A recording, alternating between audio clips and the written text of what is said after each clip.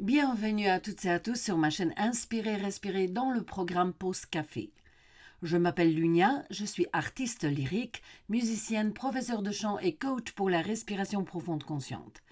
L'objectif de ce programme est de parler de ce qui est beau, inspirant, de ce qui permet d'évoluer. La durée de mes podcasts entre 10 et 15 minutes laisse tout juste le temps de boire un café. Mes chers auditeurs, endormis par le confort matériel et engourdis par la technologie artificielle, nous nous réveillons lentement, après tout. Un grand moment dans notre histoire. Se libérer du pouvoir de l'argent et des appâts matériels reste cependant très difficile et semblait simplement inimaginable. Sans argent, comment vais-je acheter du pain, du fromage, du lait et du beurre ? Ce bouleversement, je suppose, ressemblera plutôt à un saut quantique de la pensée. Un peu comme changer de fréquence à la radio. En tournant le bouton ou en changeant les chiffres, on accède à des ondes longues ou courtes. L'appareil capte les vibrations appropriées et le bouton permet ce changement. À un niveau bien subtil, cela concerne nos pensées. C'est notre volonté, notre moteur d'action qui effectue ce changement. C'est elle qui redirige notre attention vers une autre piste, c'est-à-dire un autre aiguillage suivi par nos pensées.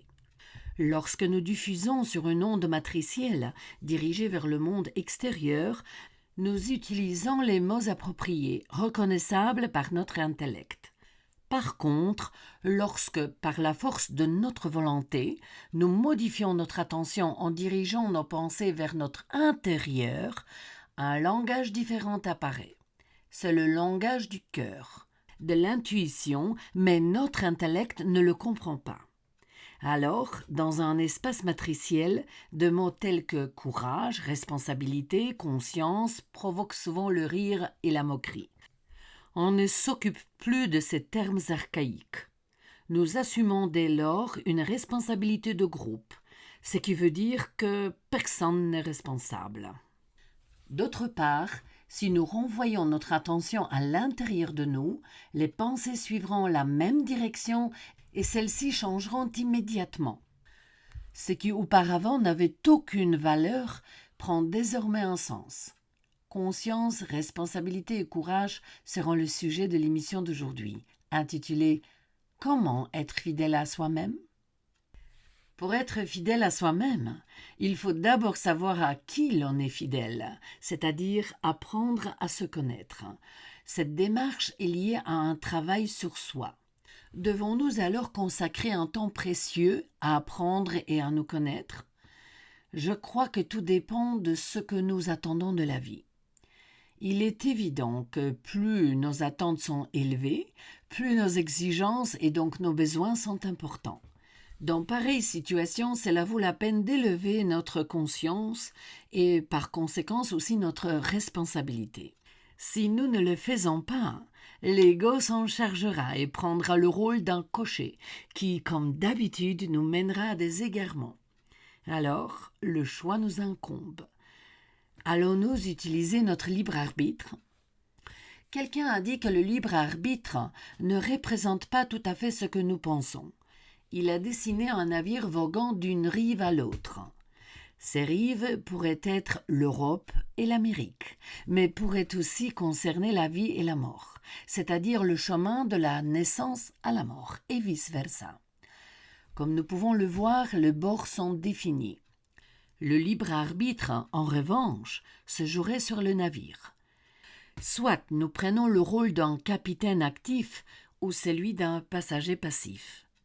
La décision nous appartient. Si nous choisissons le rôle du capitaine, mon Dieu, comme cela sonne bien. Mais nous devons réaliser que c'est nous qui devrons choisir la voie, car c'est à nous que reviendra la décision en fin de compte, et c'est nous qui supporterons les conséquences de nos choix. En tant que capitaine, nous devons connaître notre destination. Allons-nous risquer un itinéraire plus court, à travers une zone d'iceberg flottant ou hantée par des cyclones, ou bien, selon les dictons « qui va piano, va sano, ma va lontano », qui marche lentement, marche sainement et loin. Choisirons-nous un trajet plus long en décrivant un grand cercle et en nous détournant des dangers éventuels afin d'arriver au port en toute sécurité? Par contre, pas de problème si nous acceptons la fonction d'un passager passif. Il faut savoir qu'à partir de ce moment, nous dépendons de la volonté des autres. Quelqu'un va décider à notre place et planifier l'itinéraire pour nous. En échange, nous pourrons prendre un bain de soleil et bronzer calmement sur le pont. C'est pareil dans notre vie. Lorsque nous confions le volant à quelqu'un, cela peut être notre conjoint, un parent, un ami, juste pour avoir une vie confortable et paisible. Nous donnons à l'autre également le soin d'arranger les choses. Nous voulons que quelqu'un nous protège, prenne des décisions à notre place, surtout celles qui ne sont pas très confortables. Responsabilités administratives, fiscales, financières, passage à l'autosécurité, j'appelle cela céder le gouvernail de la vie. Apparemment, nous nous sentons plus calmes, plus détendus. Bref, la dolce vita. De cette façon, nous pourrons toujours dire « ce n'est pas ma faute, ce n'est pas moi ». Nous pouvons toujours rejeter la responsabilité sur le dos de quelqu'un d'autre. Nous aimons nous plaindre, nous aimons critiquer, en nous déclarant innocents à chaque occasion. Donner la commande à quelqu'un est-il vraiment le garant d'une vie confortable? Si quelqu'un fait quelque chose à ma place, non seulement je n'apprends rien, mais je devrais accepter passivement la décision de l'autre. Malheureusement, nous oublions que la prospérité rend somnolent et paresseux. Nous ne réalisons même pas à quel point nous devenons fragiles et vulnérables. Il suffit d'un léger coup de vent défavorable, d'un échec, et subitement nous basculons dans le monde des lamentations, de la désolation ou même dans la dépression. Bien sûr, quand on se plaint, on attire l'attention des gens qui ont pitié de nous, mais pas pour longtemps. Si nous ne nous redressons pas suffisamment vite et ne nous prenons pas en main, nous risquons de sombrer dans la solitude et l'abandon. Les temps actuels nous obligent à prendre le volant. Si vous n'êtes pas intéressé par la politique s'intéressera à vous. Les élus extirperont de vous tout ce qu'ils veulent. Si vous n'êtes pas intéressé par les finances, alors la comptabilité s'occupera certainement de vous. Ne vous inquiétez pas, on ne vous oubliera pas. Vous voyez donc à quel point il est important d'être conscient, de savoir qui vous êtes, ce que vous voulez, quelles sont les valeurs que vous serez toujours prêt à défendre. Au départ, je propose une écriture purement mécanique sur une feuille de papier. Attribuons un pourcentage à ce que les autres pensent de nous. Comment ils nous perçoivent? Quelle image ils ont de nous?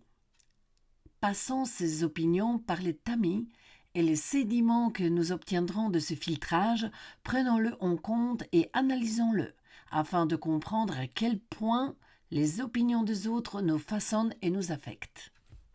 Ensuite, déterminons le pourcentage suivant, lié à notre comportement dans des situations extrêmes.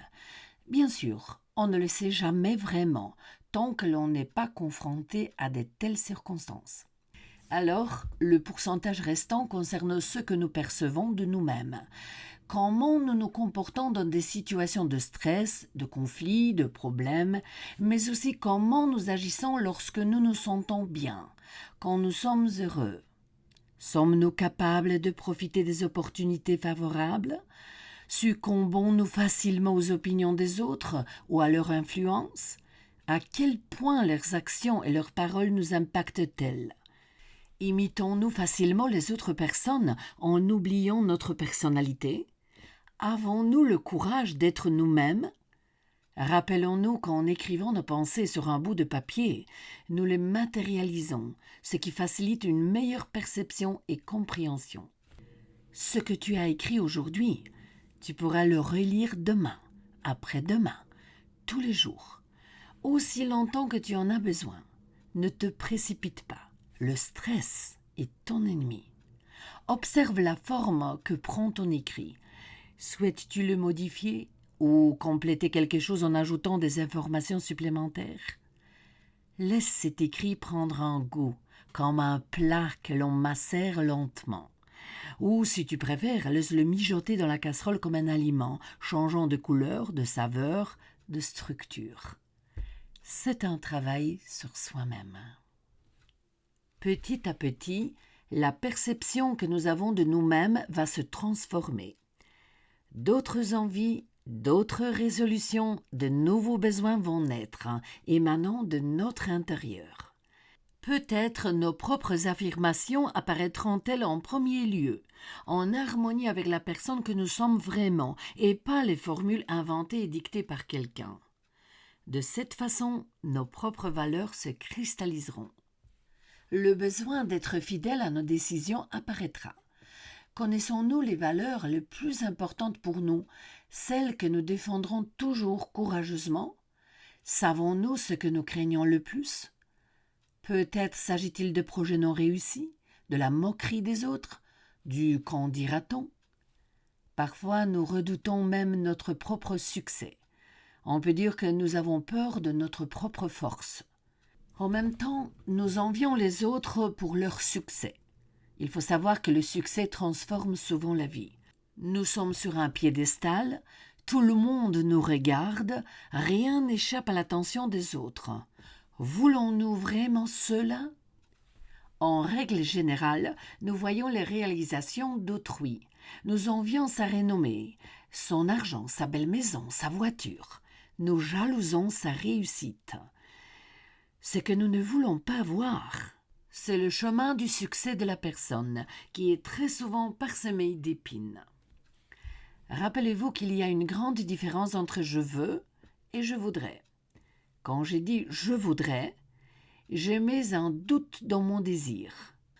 Tandis que lorsque je dis « je veux », je fais preuve de confiance et de la volonté d'assumer toutes les conséquences, positives comme négatives.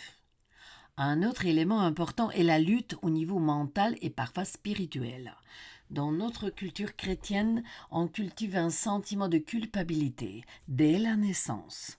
Nous nous demandons si nous méritons d'avoir autant de chance et de succès et d'être nés sous une bonne étoile. L'argent est souvent associé au péché et considéré comme sale. Dans un tel climat, il est parfois difficile de croire en ses propres forces. Il est malaisé de créer avec audace, car la créativité, c'est d'abord le courage d'être soi-même, c'est l'affirmation de soi.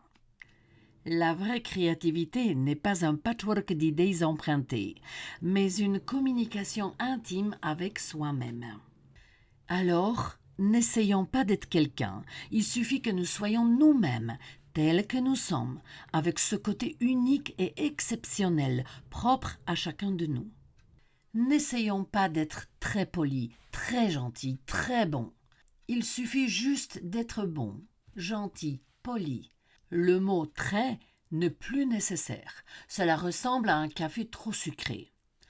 Tout le monde, sans exception, naît avec un potentiel créatif. Soyez fidèles à vous-même. Renforcez vos propres valeurs et à un moment donné, elles rayonneront vers l'extérieur. Confucius disait qu'une image vaut 1000 paroles. Devenons cette image. Je crois que cela vaut la peine d'être le capitaine d'un navire. Mes chers auditeurs, ici se termine le programme d'aujourd'hui. Je vous invite cordialement à la prochaine émission que j'ai intitulée « Où est le sens? Où est la logique ?» Si vous avez aimé ce programme, n'hésitez pas à vous abonner à ma chaîne et à aimer la vidéo. Je vous souhaite une belle et fructueuse journée et pour ceux qui écoutent cette émission le soir, une bonne et paisible nuit. À bientôt.